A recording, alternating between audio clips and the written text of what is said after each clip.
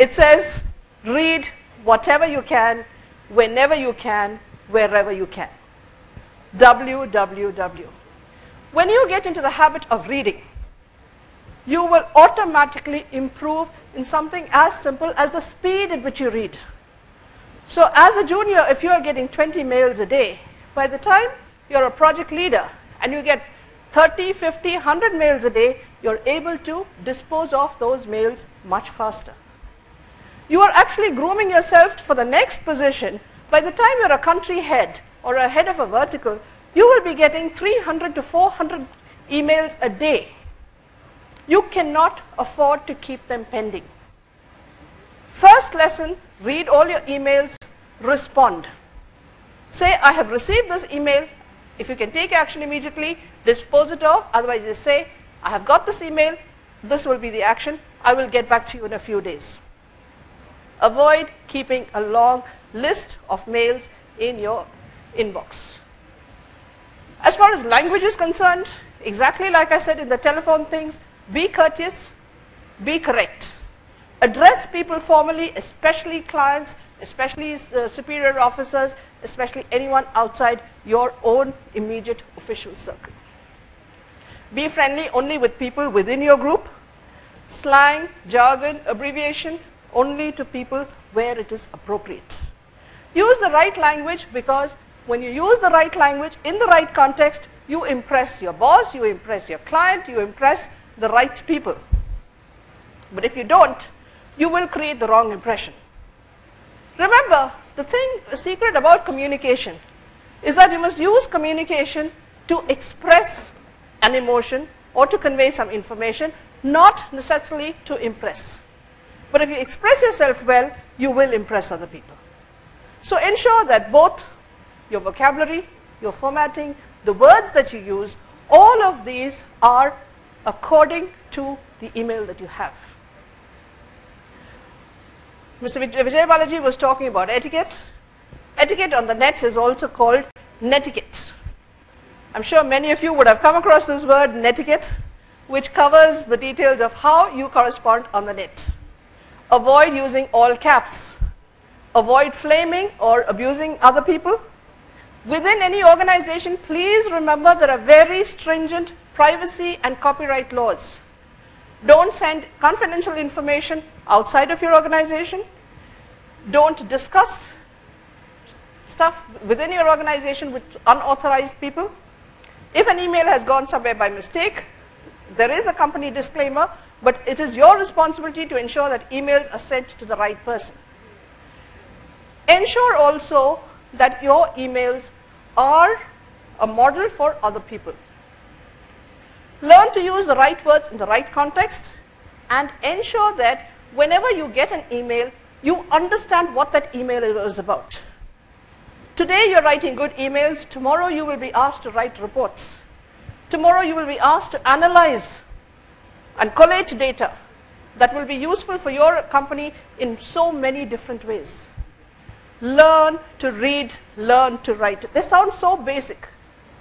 Learn to understand when do you use the email, when do you use the telephone.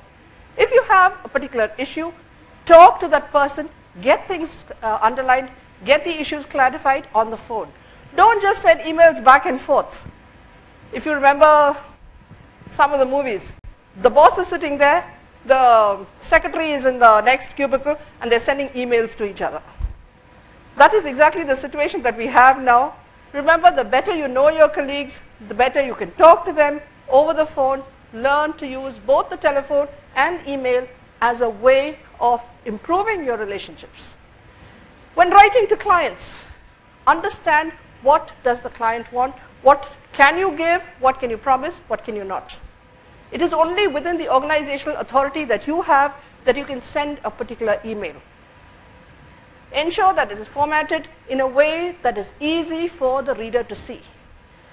Have your subject matter clearly done. Have it formatted in terms of paragraphs, bullet points, any explanations that are required. If you are sending attachments, please check with the recipient whether you can send that attachment or not.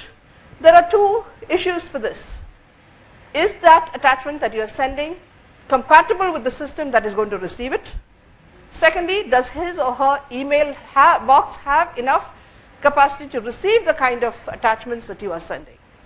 So overall, in terms of emails, remember that if you write a proper email, it is the first step to your professional qualification within the organization. Most people just take it for granted. Oh, it's an email. I have to read it, I have to write it, I have to send it. And they don't go into depth of how do I write a better email, how do I ensure that my recipient has understood the mail that I sent. Follow up. Second thing, do not assume that because you sent the email was received.